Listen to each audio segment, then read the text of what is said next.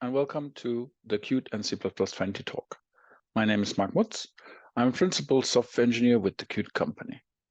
Before we go into today's topic, I have some disclaimers. This is not a C++20 presentation.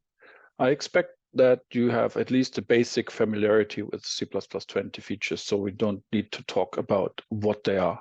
I want to focus on how they pertain to the Qt API and what they do for the Qt API. This is also not the official roadmap. We thought we would have it done by now, but we don't. So this is just my view on how we might go about things. With that out of the way, here's the agenda for today. We will very, very briefly talk about what C++20 is, because I just told you that it's not a C++20 course. We also will talk about what's this got to do with Qt and why you should care. We will briefly mention what constraints Qt operates under. And then the bulk of the talk will be about what the modules and all those fancy new C++20 features do for Qt. So what's C++20? It's the 6th C++ standard. It was released in February 2020 in Prague. That's why the C++ macro has the value 2020-02. It follows C++17, and precedes C++23, which is in the final stages of being approved. It's a new major release, like 98 and 11 were, because it has major new features like modules, concepts, ranges, and so on. And in C++11, we had move semantics, which for the first time codified transfer of ownership semantics in a way that the compiler can actually understand what we're trying to do, and lambdas and const expr. And in total, Bjarne Stroustrup said, this feels like a new language. And I think looking back, we will say the same about C++20, because we have modules which are replacements for header files eventually. We now have compile time, standard string, and set vector dynamically sized containers that we can use at compile time. So greatly increasing the number of things that we can do at compile time. Eventually, we will get to those meta classes from Herb Sutter that replace mock and all that goody stuff. And that all starts with C++20. We have concepts which make it much easier for beginners to write templates, because you don't need that template initializer list at the beginning. And hopefully they will improve the error messages when you make a mistake. And we have ranges which will forever change the way we write and use STL algorithms. But what's that got to do with Qt? Well, Qt is still implemented in C++. Yes, 2022 was the year of the C++ replacement. Rust being very popular, then that Google thingy. But I mean, C++ is around for 40 years, and there have been contenders for its place ever since it was started. I remember D, for example. So I'm not convinced that this is around the corner anytime soon, that Qt will be re-implemented in Rust or in that Google thingy. So we're stuck with C++ for the time being. And the new version of the standard, like other C++ standards in the past and increasingly others in the future, they deprecate, they remove, and they add features. So some of you, because of the new features, for example, will want to use C++20 in their projects. And if you also use Qt, then the Qt project has the obligation to make that possible for you. So we can't just sit on our hands and say, boo, who cares about C++? We need to care, because we need to make sure that Qt itself compiles, preferably without warnings, and especially that user code, your code, compiles without warnings and without errors caused by Qt headers or by the use of the Qt API itself. Famously, we have API that requires the user to OR together enums of different types, QFrame, shadow, and shape, I think it's called. There are other instances. And that operation of ORing together different enumerations was deprecated in C++20. So we had to go in and write user-defined operators for this. And we backported that all the way to C++, to Qt 5.15. That's our way of saying, okay, we made this API. We need to make sure that it continues to work in future C++ standards. But that's not the end of it. At some point, Qt will require C++20 because we must. The C++ compilers will increasingly make C++20 the default, as they do now with C++14 and C++17. And we also want to, because we are also a consumer of C++, compilers and libraries, and we too, like you, want to make use of the new features that are on offer. Some features will enable better APIs, non-owning interfaces with standard span and coroutines. Some will allow us to retire over time types that just duplicate the standard functionality. For example, QThread at some point, maybe. And this is all nothing new. As Qt progresses, the requirement on the C++ standard increases.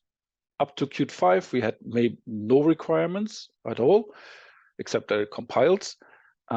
Especially, there was no need to have a working STL. So MSVC 6 and SunCC, those old, very broken at that time compilers, were usable to compile Qt and user code using Qt. From Qt 5, we required C++98 and a working STL. From 5.7, we required C++11. And from Qt 6, we required C++17.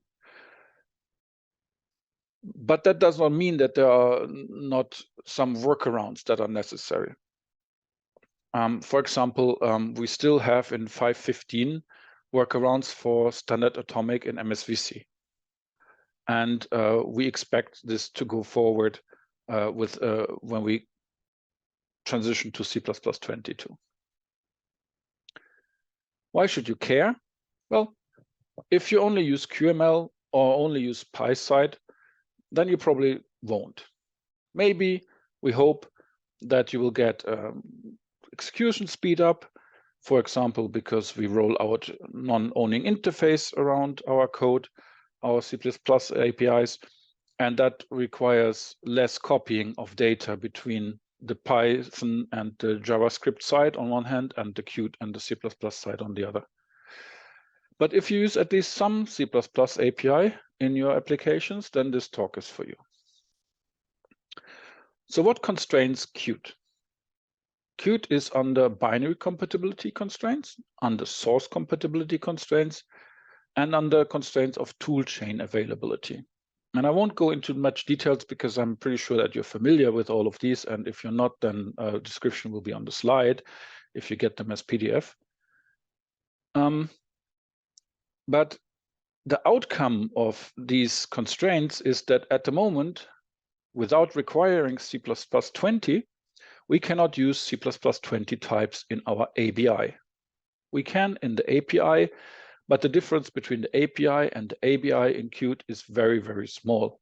And we would like to increase that, for example, by not exporting wholesale non-polymorphic types, but in exporting individual functions. But we're not there yet. And the source compatibility constraints constraints much less.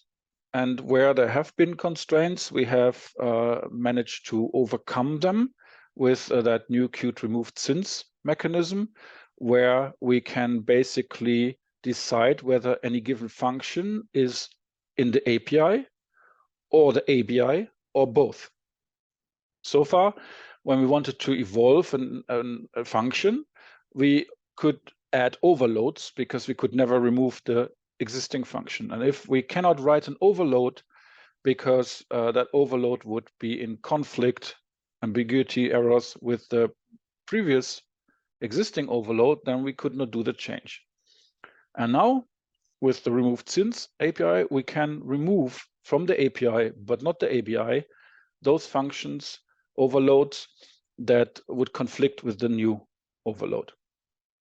And we have added a configure switch, disable deprecated up to, where you can remove all that binary compatibility ballast that we accumulate in Qt, because we need to be binary compatible all the way back to 6.0. If you don't need that, you can now cut that off at an arbitrary Qt version number and only remain binary compatible back to that point. What we don't control is the toolchain availability. And I already mentioned that in Qt 5.15, we have MSVC standard atomic workarounds, and in Qt 6, we cannot use standard file system because lib C++ does not have it. We recently fixed the performance problem because on Apple and Android, we don't have Boyer-Moore searches, so we needed to implement them ourselves, and there's a long list of this. And sometimes we feel the need to backport something because we really want to use it and it's rather trivial to implement, like qsconst, standard sconst was. And we have very bad experience with this because if we make it public API, we permanently need to fight off desires to change it, to make it more convenient, to make it incompatible with the standard variant. And we really don't mean this to be public API. We mean this to be a stopgap until we can require the upstream version. And so we have really had problems with that, and we have come up with, or I should say, I have come up with, I take this mea culpa, if you disagree, this QNN mechanism, which has some, I think, nice properties also if you decide to use it. And there's a long email that I wrote on the development mailing list, so I will not dwell on this too much here. Because I want to talk more about what the individual C++ features, C++20 features mean for Qt. And here's a long list. It's incomplete, but this is what I will be talking about. And since I'm greatly constrained in time, I will basically focus on what this means for Qt and not so much explaining what the feature is all about. You can see some keywords on the left-hand side of the slide, which I will skip. And on the right-hand side, usually it says what this is supposed to mean for Qt going forward, and that's what I will be focusing on. So modules. Our problem is that macros can't escape modules. Macros defined in a module are not accessible outside the module. And Qt uses a lot of macros. Ever since it was born, and back then in Trolltech, it was using QObject, QProperties, QSignals, and so on. So we have this API that requires the use of macros, and we have this new shiny feature that cannot support macros. How to combine the two? There are ways like exporting all the stuff in a macro, in a module, and then have one header file that imports the macro and defines those functions. But this is something that we need to experiment with. We need to await what the standard library actually does when it gets modularized, which it isn't at the moment. So it's kind of hopeless to assume that compile time speedups will be had as soon as we move to C++20, because then we can use modules. Forget about that. That's not in the cards anytime soon. Concepts exist since the earliest versions of the STL, but not as a machine-readable way. They were a documentation vehicle and something that you had in mind when you wrote generic functions. With C++20, we now have a machine-readable way to specify them. And we have standard concepts that we can use. And what we should use them for is verifying that the Qt types that are supposed to model a certain concept do model a certain standard concept. For example, QMutex should model lockable, standard lockable. Yeah. So we can now check that in a single line static assert standard lockable of QMutex. Yeah. And because it's now so easy, we should do this. And we can start immediately. If you compile in C++17 mode, you don't get those checks. If you compile in C++20 mode, our unit tests will make sure that those constraints are satisfied. And on the other hand, because this is now a language feature, we will need to be able to document our templates and the constraints on our templates using that concept language, which, if you remember, the STL was always documented that way, but the Qt classes were not. And I think it's increasingly important to hook on that new mechanism, because our users will become more and more familiar with this.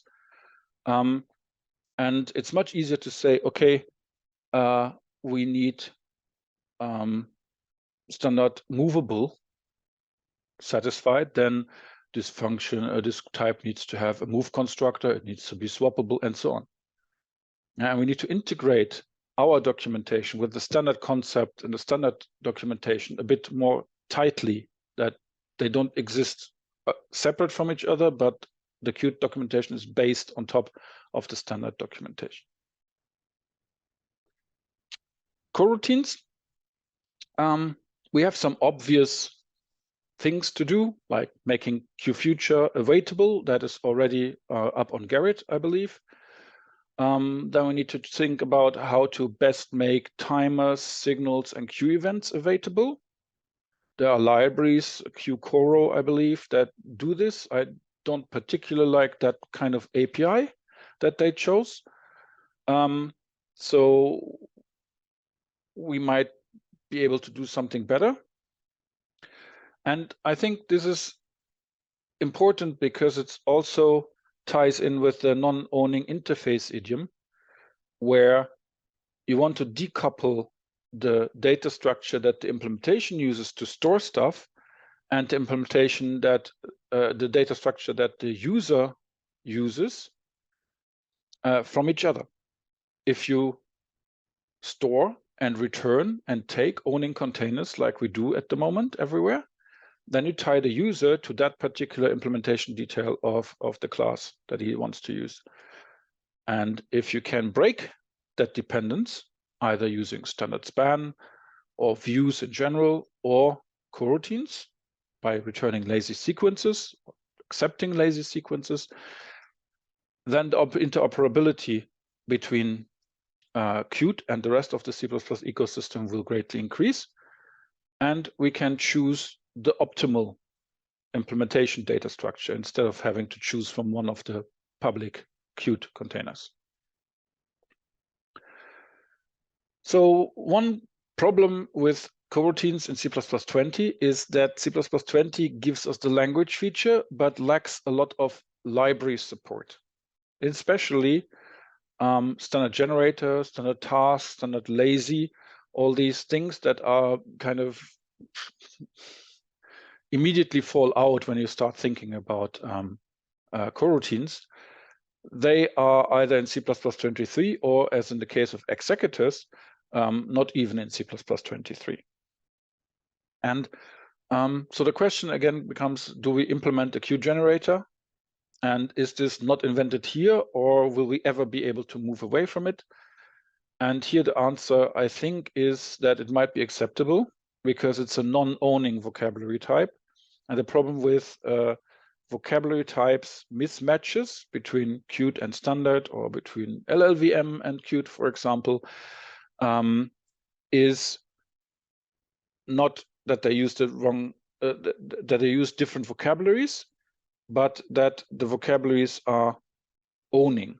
That means that if you want to convert from one to the other, you need to copy the data. instead of them being implicitly convertible into each other, which should be the case for generators. One interesting example that we might want to explore is, okay, so you have coroutines, you want to do this reactive programming. So what you need is an event loop, and C++ lacks event loops. Executives will eventually need to have something like that. But Qt already has that. It's called Q event loop. It's there since, I don't know, at least Qt 3. And the concept in the form of Q application is already there since Qt 1. So maybe we just need to tack on some API, and then we can have a Q event loop or Q application or Q core application be something like an executor, even though executors will not be in C++ 23 even. Spaceship operator. We have a lot of relational operators in Qt, but we lack a consistent concept of how to deal with them. In Qt 6, we decided that we want to make relational operators hidden friends, which has certain advantages, but we started but we did not finish. So some are now hidden friends and some aren't. We would like to complete this. And so far, the argument was always, I can't do this until Qt 7 because binary compatibility. And now with Qt removed since, we now have the option of actually doing this within the Qt 6 timeframe and saving that particular work from when we come to Qt 7. We will have so many things to do when we come to Qt 7 that we will forget again about this. So better to do it now. And also, this spaceship operator does not return an int, less, equal, or greater, but it returns one of three enums.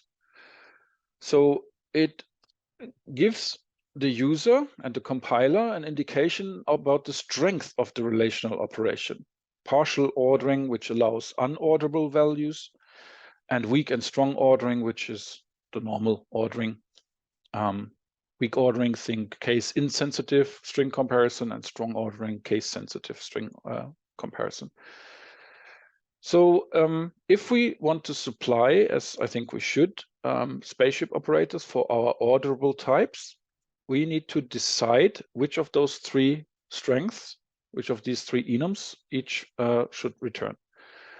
And then we should document that.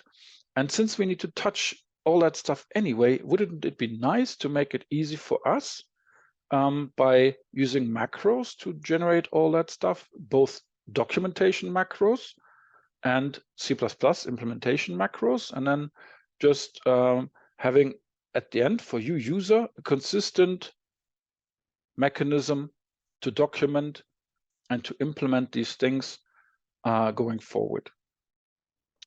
Particularly if you're talking about partial ordering, we have just recently removed the qvariant less than operator, I believe, in 6.0, or at least deprecated it, because it does not make sense to have an ordering between qvariants that can contain different types. There's no sense in asking whether a Q string containing qvariant comes before or after a Q picture containing variant. And if you can say, okay, let's arbitrarily say that Q string comes before Q picture, then Q variant is extensible. So I can have my custom type here, my user type, and where should that fit in then?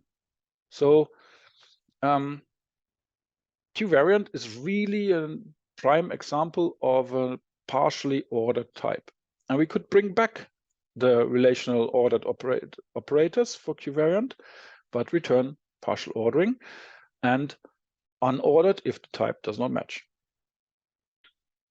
There's also the discussion about whether invalid states should be partially ordered, should be unordered with respect to valid items or not. That's a discussion that we're still having on the mailing list. If you have an opinion there, feel free to chime in.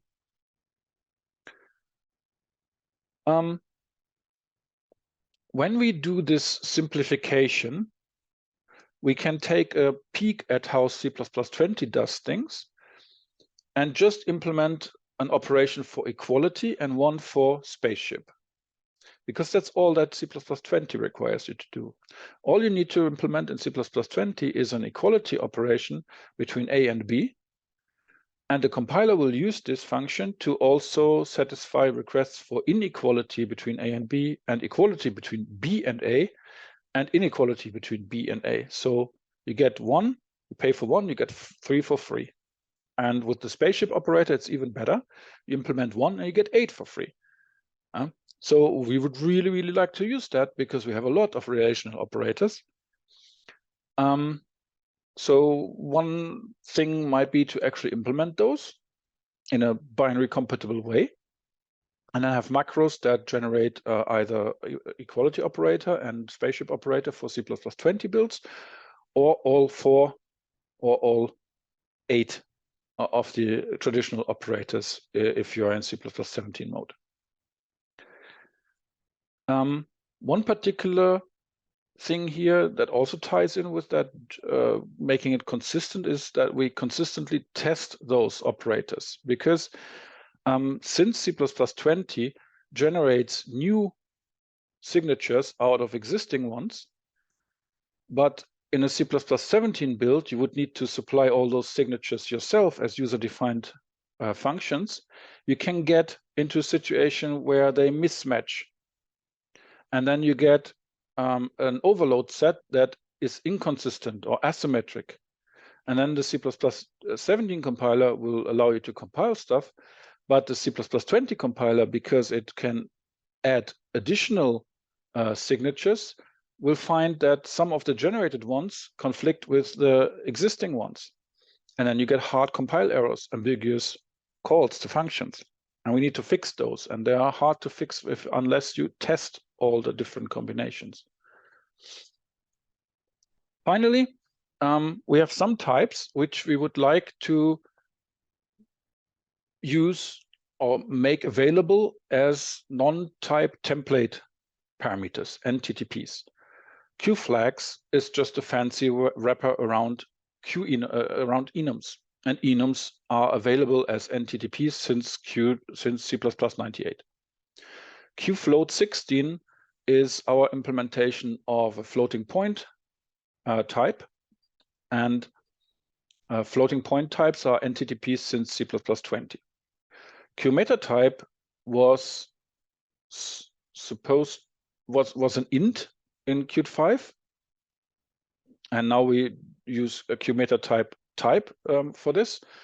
So that also means that it should probably be usable as NTTP. And what you need to be usable as an NTTP is you need to be a structural type. And for a structural type, you need to be literal, that means const expr. You need to have defaulted relational operators, which you can now do. And a defaulted relational operator will just be implemented by the compiler as a member-wise equality or lexicographical ordering.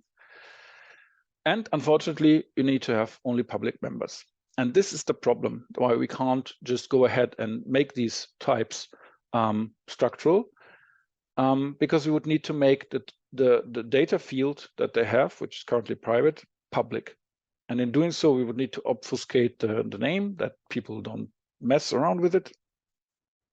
There is a proposal, P2484. It's much wider scope.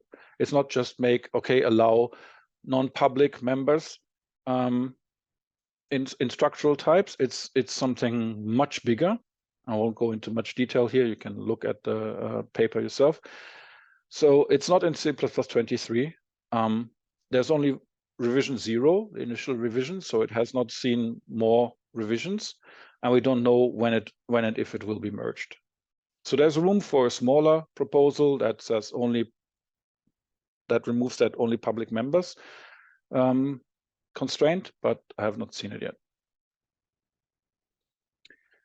Constinit is a static assertion on constant initialization of static and thread local variables, which is not something that we will do in API or use in APIs, but for our implementation, it's important to detect accidental dynamic initializations. Yeah, And that means, or why? Because we are a library.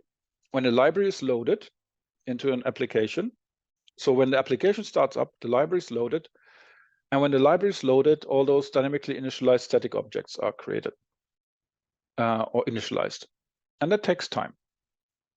And application startup is something that is often critical, and also something that you can't really do much about it.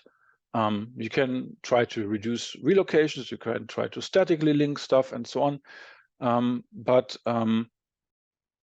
trying to reduce the number of dynamically initialized objects in the library benefits every user of the library because it reduces a tiny bit each time, but a tiny bit, the startup time of any application that uses the library. So we have added this QConst in it. It's already shipping in 6.4. It's also available in C++ 17. And if you use Clang, it even is backed by a Clang attribute, C++ attribute that has the same semantics as const init. So you get that static assertion even without having to compile in C++ 20. Const eval makes a function only callable at compile time. It's then called an immediate function. It cannot be called at runtime. I don't see a way for us to use this in our API. What we have a need for is in an implementation of a const expr function to ask the compiler, am I being called at compile time? Then do this, otherwise do this. Yeah. We have a few places in the code base where we actually do this already. There are some built-ins in GCC that allow you to do this also already in earlier versions. But what we need here is not a const eval function. It's the if const eval construct that is available, unfortunately, only in C++ 23. So miles away for us. So const eval, nothing that we can use. Const expr was extended from C++ 11, where you couldn't do really much. You could just have one single return statement in the whole function, to something that can now throw exceptions and dynamically allocate memory and so on. So the obvious question, if you now have a standard vector and a standard string, which is const expr, should qstring and qlist be const expr? And the question is maybe. The answer is maybe. For qstring, the problem particularly is that most of its API is out of line. It's not a template, so it can be out of line, and we tend to make out of line what we can. That's one problem. So we would need to make it all inline. The other problem is that also pertains to qlist. They are copy on write implicitly shared. So they use an atomic reference count, and atomic operations are not allowed in const expr functions. So from that point also, that's not something that I would expect to see anytime soon. What might work is something like qvar length array, which has neither. It's all inline and it has no ref counting. That might be the first C++ Q type that makes actually use of dynamic memory allocation in const expr functions. And then there's qversion number, which has a short buffer optimization. So if you have a very short version number, it stores it inline, otherwise it stores it in a qlist. So if we have some type in Qt that can contain dynamically sized data in a const expr world, we could maybe port qversion number to it. Span. Span is a generic view. It's a view over contiguous data, either a read-only view if the template argument is const, or mutable even, which means that you can use span in order to pass output buffers, including their dimensions, into a function. And we really want to use that because, again, it plays a part in the non-owning interface idiom. So we decided to add qspan, very well knowing that it probably means that we may need to maintain it forever. So we are a bit careful. We first add it as private API in 6.5, and then later we will make it public at some point when we have gained more experience and have agreed on how to use it going forward in our public APIs. But you will say, is this not another instance of not invented here? And yes, it is. And it's a maintenance problem also. It's not quite straightforward code. But I think the benefit of having a queue span that we can use immediately without having to wait for C++20 outweighs the drawback. And the drawback of not invented here is kind of muted because queue span and standard span, they are completely interoperable. There's no impedance mismatch whatsoever between the two. It doesn't matter whether a function takes a queue span or a standard span. You will be able to pass the same things, modulo that R value, bug in standard span that we cannot and will not re-implement because it uses C++20 concepts. Modulo that difference, there will be no difference in the use of queue-span and standard span, and therefore there is no impedance mismatch like there is between queue-vector and standard vector, for example. Feature test macros.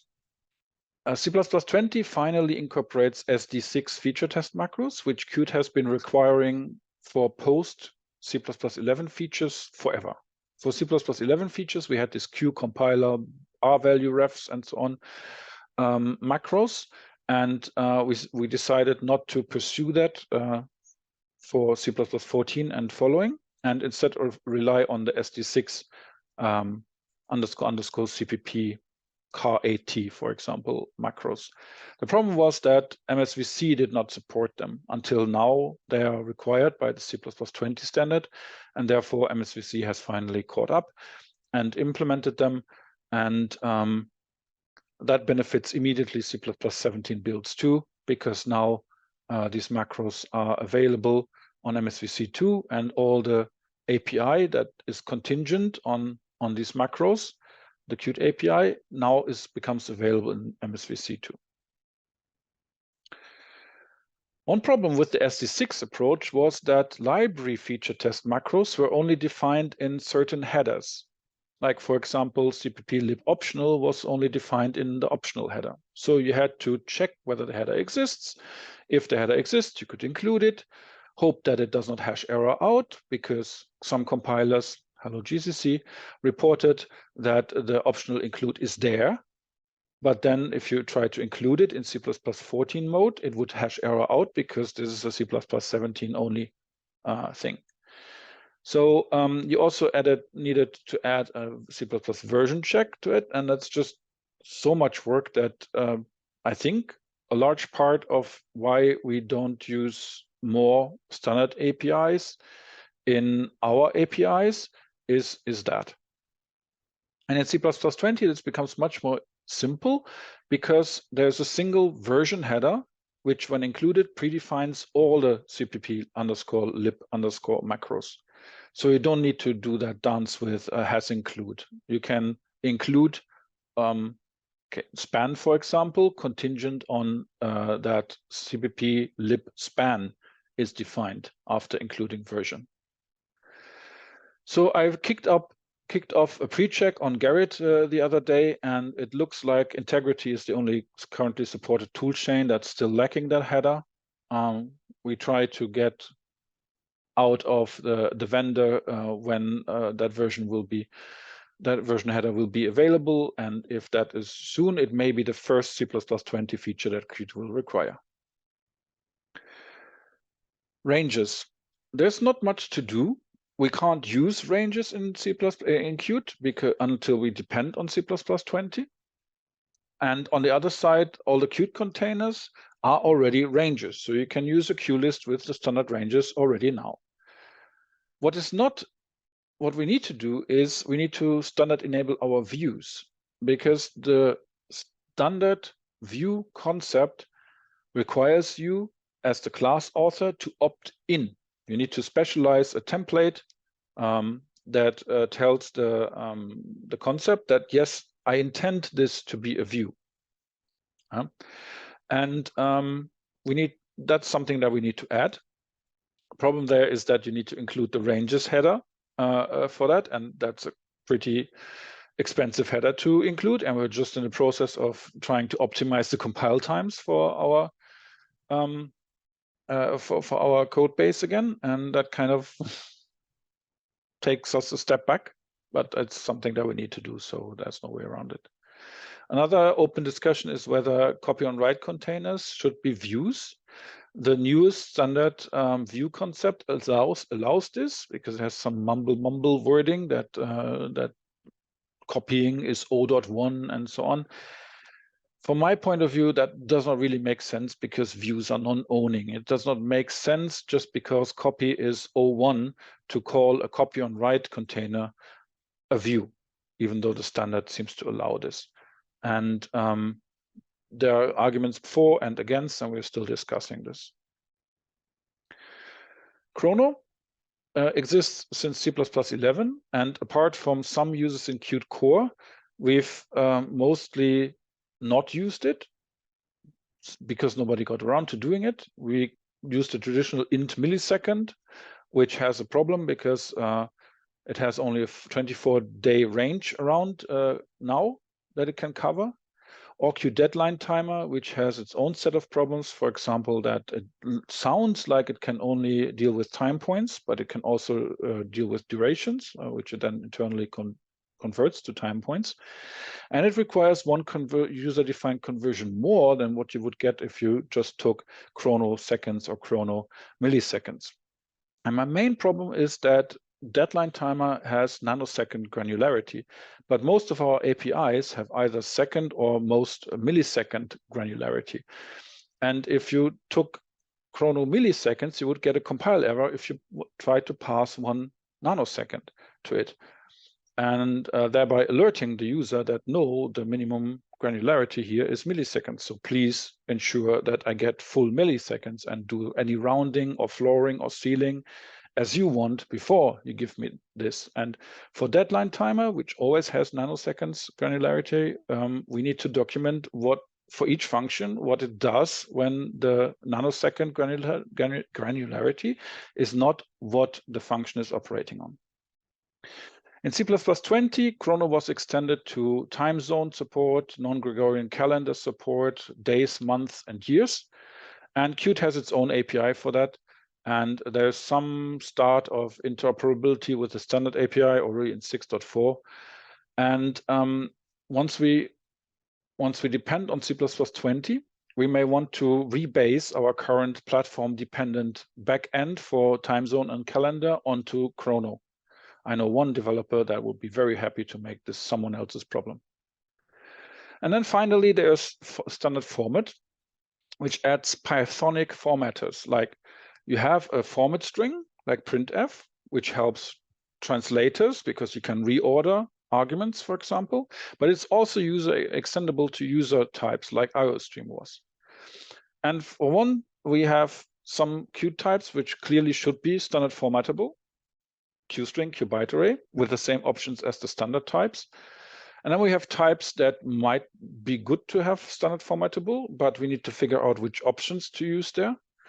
And then in the final step, when we can rely on standard format, wouldn't it be nice to have one implementation of formatting our types instead of having one for QDebug, one for QTestLib, one for the public API QFoo toString, and one for QString arg? That would be really nice to have.